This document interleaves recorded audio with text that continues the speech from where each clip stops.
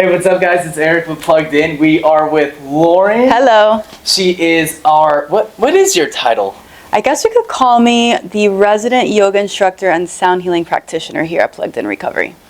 That is what she does, and she's going to be on this week's episode of Life at Plugged In. She's going to teach me how to do some yoga, we're going to do some sound healing, and we're going to learn a little bit about her story and how she came to be. So, we hope you enjoy it. Stay tuned. Whew, what's my story? Okay, so I was born and raised in Miami, Florida. My family's Cuban. South Beach? Not necessarily South Beach, but in the burbs. Okay. In the burbs of South Florida, for sure. More like Kendall, Westchester, that area. And went to Catholic school my whole life growing up. So grew up Catholic. My parents weren't very Catholic. Like, they weren't strictly practicing Catholics, but I was familiar with the religion, going to church, all that kind of stuff, and always had my own views on things that kind of contradicted what I learned in school. So they just kind of let me do whatever I wanted in terms of my beliefs and things like that.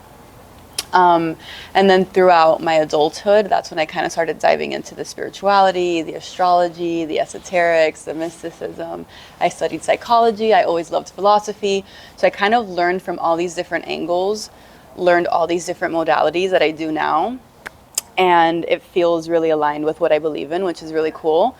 And still have a really strong belief in God, a lot of faith. Okay. Did you go to school? College? Yeah. Yeah. So Okay. I went to school, I went to college for business, the one thing I said I would never study. Okay. It was the most boring in my opinion. Really? Yeah. So, business, not very mystical. No, not very spiritual. mystical, not very Not spiritual. demure. Not demure. No, Okay. nothing mindful about it. So it's actually pretty funny. When I was in high school, I was in between two different majors, graphic design or psychology. Mom didn't let me go to graphic design school because it was away in a different state, and that's a whole other story for another day. And everyone was telling me if I study psychology, I'll become crazy because I'll be helping crazy people. To which I would say, you can't go crazy if you're already crazy. Yeah. So you were like, you know what? Business it is. So somehow I ended up studying business. It was the one thing I did not want to do. And I really kind of ended up on the business route for a while. I worked HR for about 12 years. You were a corporate girl. I was a corporate girly, yeah. Okay. I worked in corporate for about 6 years, and prior to that I worked at several law firms, but more so running the teams, running like people managing, and also doing their accounting, payroll, human resources, benefits, like all that kind of stuff. So yeah, I was a corporate girly for a while. Wow. Yeah, before I How'd converted. you make the transition? So were you traveling throughout this time as well? Like, No, to this like was- learn out that you were just, I was all in Miami this whole you're entire like, time. this is my life. From birth all the way until 2021, which is when I moved here. Really? Yeah, so I was in Miami that whole entire time, didn't leave for school, which I really wanted to, got into a very long-term relationship, thought I was gonna get married, got engaged, called off my engagement. And that's kind of what started the ball rolling on really, really hitting it hard with all the self-development, all the studying of the spiritualism, mysticism, all the modalities, all the things. I had already been into it for a long time and kind of dabbled, but that was the breaking point where I was like, I'm really going to learn who I am so that I can actually do what I'm here to do. Because I felt like I was here to do something more than just process people's payroll, you know? Yeah. I was like, this isn't it. This is not it. So yeah, the journey was really fun after that. That's a violent jump. It definitely was. Yeah, that was the hardest decision I've ever had to make in my life. Way harder than moving across the country without knowing anyone. Wow. So Yeah. that's what you did. You just packed up and you decided Yeah. Arizona was it. Yep, I had visited Arizona the summer before I moved here and fell in love. Arizona did the thing it does to everybody where it just like kind of calls you in, reels you in, and Yeah, you're like, that's yep. how they get you. Yep, that's how they get you. And everything lined up for about 6 months after I visited, and I said, I'm gonna move to Arizona. That's where I need to be. Okay. Yeah. So when you came out here, was that your plan? Was like, I'm just gonna do this, or you were still just gonna go get a regular job and do that whole deal? So kind of. So when I came here to visit, I had just started my Theta Healing certification. So that's the majority of what I do right now with my one-on-one clients. It's a lot of subconscious work, balancing the energy centers, releasing limiting belief systems, really moving out the blockages from your life so that you can get to what you need to get to and live a life that you really want to live without the blocks, without the walls that we put up. And I had just started my journey with Theta Healing when I came to visit Arizona. And so everything was kind of like new and fresh and like opening up for me. So at that time, it just felt really aligned when I came here. I'm like, this feels weird, but good. So the second I got back home, ever since I got back home, I knew that I was going to live here at some point, and things just kind of lined up. So what happened was I did my first Theta Healing certification, took my second one, took my third one. All in a matter of 5 months, I took them all back to back to back. Start practicing, start seeing clients. My mentor was like, you're good. You don't need to practice anymore. Start charging, start seeing clients, like do this as a service. And I did. So by the time, that was in August of 2020, January of 2021, I decided I was going to move here. And I had met a woman in an online challenge. Really? Yeah. So I did a meditation challenge for 21 days, starting at the beginning of 2021, so beginning of the year. Hundreds of people in this challenge. And 7 of us formed our own little group. And one of the ladies in the group lives out here in Phoenix. And she was like, I have a lot of extra space in my house. Her husband had passed away during COVID. So she was really lonely. She had a lot of space in her home. And she was like, come live with me until you get yourself situated. And I thought, that's absolutely absurd. Nobody would ever let a stranger into their home. Like, that's crazy. But she was serious. So we talked about it. We kind of just like, asked each other questions to see if it was a good fit. So I ended up packing up all my stuff in my apartment. I quit my corporate job, let my apartment lease go, sold a bunch of my stuff, packed the rest in my little Jetta, and I came literally driving for about a week with a friend of mine who was also moving here. So I literally only knew 2 people when I moved here. And I thought I was going to have a whole business, clients falling from the sky, just everything was going to work out because I was doing what I had to be doing. And that wasn't necessarily the case. Yeah, it was probably a little harder than that. So a little bit more challenging, yeah. But you're established now. I'm established We're happy now. You're here. Yeah. And you say, most of your clients, it's just, a lot of just self-improvement, a lot of like self-discovery. How did you stumble across us here in substance abuse treatment? Yeah, so I actually have my own little experience with that. My dad actually struggled with alcohol addiction for the later years of his life. He had severe depression. And even before that experience with him, I remember being in high school when I really wanted to study psychology. And the one area that I wanted to focus on was addiction, substance abuse. I just found it fascinating in some weird way. And I always felt really drawn to helping people who really were going through a hard time. Not just like everyday stresses, but like the thick of it. Yeah. I was just able to hold that. People would always come to me when they were going through really hard situations. So for me, that challenge has always felt kind of fun versus daunting. So I actually met Wade because he was dating a friend of mine. And they both came to my boyfriend's center, Optimize. So they came and did a session, and I was working, so I met him, and then we all ended up hanging out several times, right? And so he got to know at that time that I was doing meditation, sound healing, yoga, all these different modalities, and kind of, I guess, just like locked it away in his mind, archived that information, and over a year later, reached out and said, hey, I'm opening up a center. We really want you as our resident instructor. Wade is funny like that. And I was like, yeah, cool. He's literally like the epitome of like, he like meets people and he's like, this is what this person's really good at. This is what they're passionate about. And then he's already like creating master plans in his head. And then like down the road, he's just like hand picking people that he collects throughout his life. And he's like, you're going to come here and do this. Yep. Yeah, it was awesome. And I was like, absolutely. Like, let's talk about it. Let's get a tour. Like, for sure. Lock in. So, yeah, it's honestly been perfect. He's given me a lot of freedom in the way that I teach because I teach in a very unique style. It's not the traditional way that most teachers I've experienced teach here in the Valley. So it's fun to bring something new, and it's also fun to be able to have that freedom to teach the way that I really love to practice. So I bring my harmonium to every single class. Yeah. I open and close every single class with a little bit of chanting. Usually people are like, what? We're gonna sing? I'm like, it's okay. You're not gonna get graded on it. We're not meant to hit the high notes, it's fine. But it really helps just like drop you into presence. And I think it just adds a different element to the whole physical practice of yoga. I mean, you did it this morning. I attempted to do it this morning. I don't know how well I did. You did pretty good. It's tough. It's not easy. I'm not very flexible. Yeah. But can I play this? Yeah, absolutely. So this is a harmonium. Okay. This is an instrument from India. It's native to the Indian culture. And so you have to pump this in order to allow for the keys to make a sound.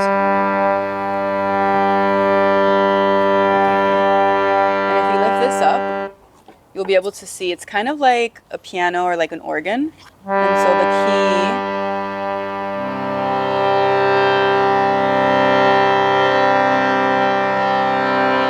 that just amplifies it.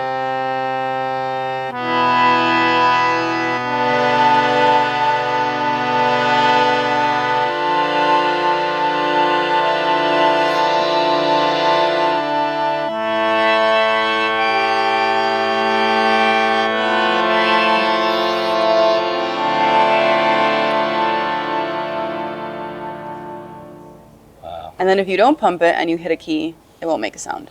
Yeah, you gotta get some air flowing through. Yep. So yeah, if you want to play, you can. Yes, Go ahead. do. You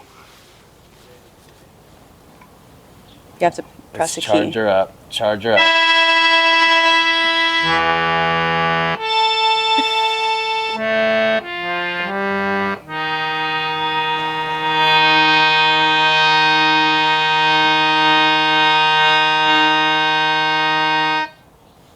Cool, right?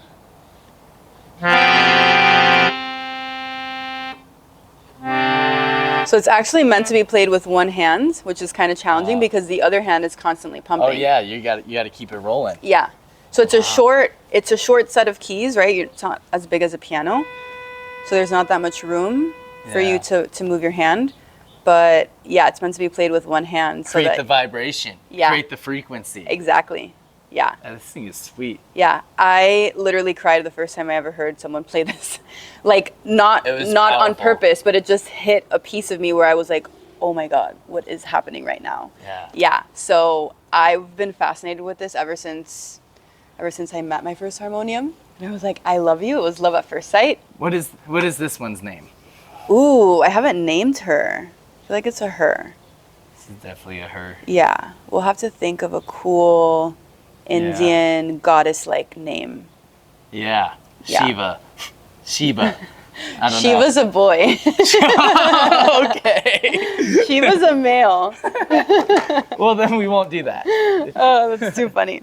No, that's super cool. What has your experience been like? Because you've been with us since we opened. So over the past couple months, like, have you made any adjustments to like your approach, or how has that process been? Yeah, that's a great question. I actually have adjusted quite a bit. So in the lineage that I studied under, they take after Ashtanga yoga, and they also incorporate Bhakti yoga. Bhakti is the devotional side, which is the part that we sing and chant, the holy mantras. But our blend of those creates this really dynamic vinyasa that's pretty fast paced. Wow. So we don't even need a heated room. Like, you will be sweating at least halfway through the class because your body is creating the heat. And so I enjoy those kinds of classes. It feels like a fun dance, but like moving meditation kind of vibe. You know what I mean? So while being here, I've definitely toned it down quite a bit because, one, to me, it's always most important to kind of gauge the room. Read the room, see where people are at. And it doesn't feel good to try to be doing a sequence that you're not nailing. You know, it just doesn't feel good for the student. And so for me, it's really important to be encouraging of really going and doing your best, but also within the parameters of what you can actually do and what your body is willing to do in the moment. And so as people are here, you know, after detox and things like that, I'm just aware of like, okay, they're in their first week, let's tone it down. Yeah, I'll tell you what, there's not a whole lot of physical activity going on in your Yeah. first couple weeks Yeah. coming off of whatever it is. Totally, So totally. that is, so, that's yeah. amazing. And like, there's just so many parallels, I would imagine, with, you know, taking somebody who maybe they're just like hitting a wall in their life and they're like, I just think that there's more, right? And there's probably a lot of correlation to like somebody who's just experienced like some real tragic stuff in addiction, and they end up in a rehab or a center, and they just have no idea what's going to happen next. Yeah. Like, what is that like for you, just kind of helping people work through some of those like anxieties or just uncertainty of the future, or like just all this fear of failure or like guilt or shame or whatever that comes with being an addict and alcoholic? How has that been like working with the clients? So I have a weird definition of fun, and having these conversations for me, I wouldn't say it's your traditional form of fun, but I do enjoy them. My favorite thing to bring to any conversation, especially in moments like this, is a new perspective. Offering a new perspective, offering a new way of seeing something. It doesn't change the situation, it doesn't change the way that someone feels about it, but it could change the way they're approaching it, it could change the way that they feel about themselves, offer some more patience, some more grace, some more forgiveness, right? Which it's all accessible at all times. It's nothing that's outside of you. I think that's what I lead with at all times. It's like one of those things that I don't think about, I just kind of do it. But yeah, that's what I lead with the most, whether it's in a yoga class, whether it's in a one-on-one with a client, whether it's in a conversation with a stranger. Like that's what I'm always thinking about.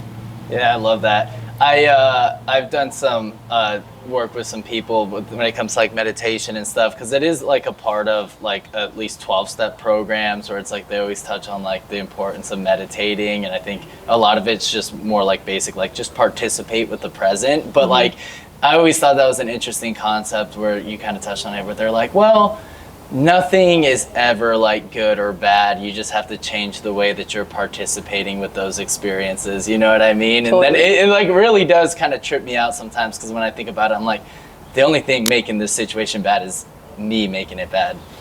It's just the situation. Totally. It's just a season.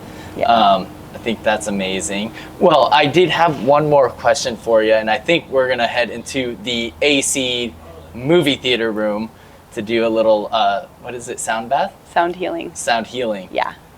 So I'm excited about that. But before we do that, I just wanted to ask you, and I ask everybody that I like do these with. This is a series, we call it just Life at Plugged In. Okay. So I like kidnap everybody, and then I just like make them like talk to me for a little bit cool. about their stories. Cool. But I always ask, like, for anybody who might be watching this and they're just like maybe struggling to like reach out for help, or like maybe they just like know like there has to be a better way, and they're just like stuck in that like paralysis of indecision. Would you have any like words of encouragement or advice for them? I would say not to identify with everything that they've already been through and everything that's gotten them to the point that they're at right now. If anybody else were given the same situations to deal with, they would have probably made similar choices. So judging themselves based off of that isn't going to get them any further along in the direction that they want to go through. So forgiveness, self-forgiveness is a big one. And also not identifying with all the wrong things you've done, not labeling yourself as broken or needing fixing or needing saving. You're already whole and complete exactly as you are. There's nothing missing from you. That's what I would tell them. That's pretty good. Yeah. Okay, let's go get sound healed. Let's do it. So when you're ready, go ahead and close your eyes. Taking a deep breath in through your nose. Letting it go through your mouth.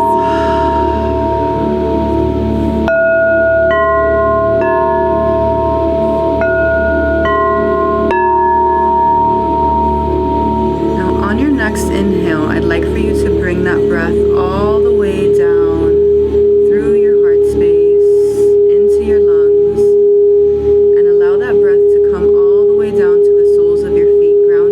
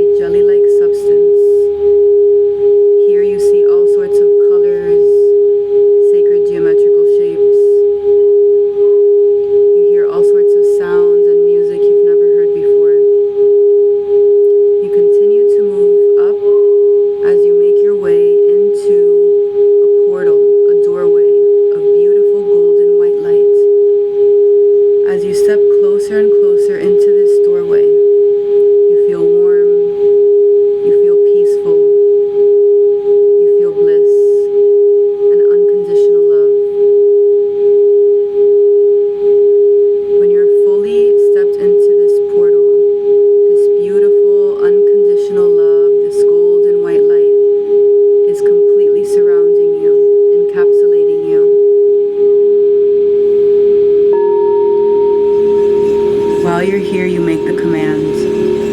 Creator of all that is, it is commanded that you download me with unconditional love to every cell of my body. Now witness yourself being downloaded with unconditional love, beginning at the top of your head, going down your temples, your forehead, your nose and cheeks, down your chin, your neck, your shoulders, down your chest and elbows, your waist, your hips, your hands, your thighs, your knees, all the way down your calves, your ankles, all the way down your feet to the tips of your toes.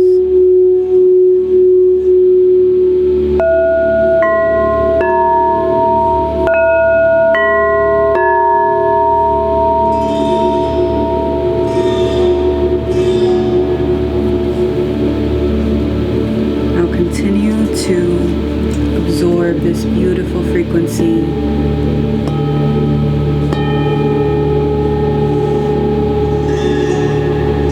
Swimming and bathing in this beautiful golden white light.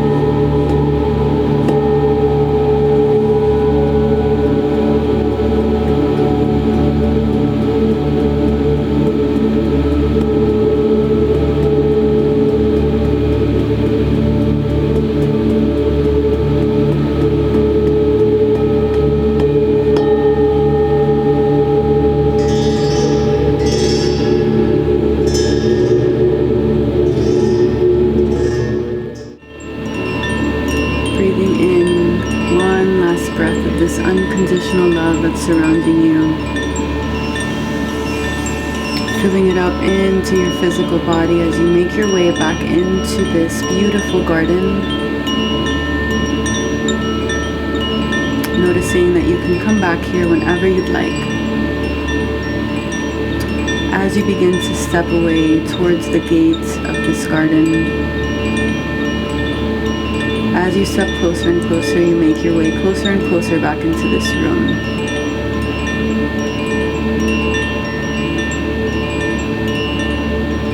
With each breath, you take up more space in this physical body, bringing awareness back to the physical realm.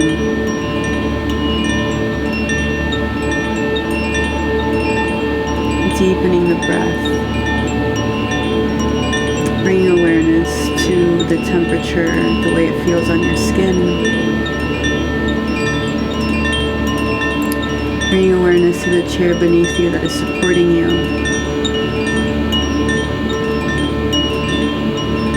Inviting gentle movements into the tips of your fingers, the tips of your toes. Circling out your wrists, circling out your ankles. Gently moving your head from side to side, waking up the neck and the shoulders.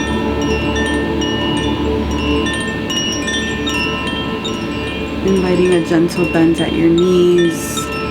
Bringing your knees into your chest, giving yourself a little hug, a tight squeeze. And whenever you're ready, you can open your eyes. Welcome back. That was amazing. Cool. First sound healing experience. Yeah, Cool. Were you able to drop in? that was Cool. awesome. Yeah. That's like a brief version of my theta meditation. Like that's what I do to connect to the seventh plane, is basically where you were in. It's the plane of creation. So it's literally going through all these different dimensions, all these different realms, to reach the plane where the creator of all that is resides. So it's like beyond religion, it's beyond these names that we all call the same thing, and it's just the creator of everything. Wow. So yeah, so they're in that space, you're able to really relax, like let go of all the things, manifest, call in the things you want. Yeah, it's a sweet place to be for sure. That was really good. Cool. Yeah. Thank you. Yeah, I'm glad you enjoyed it.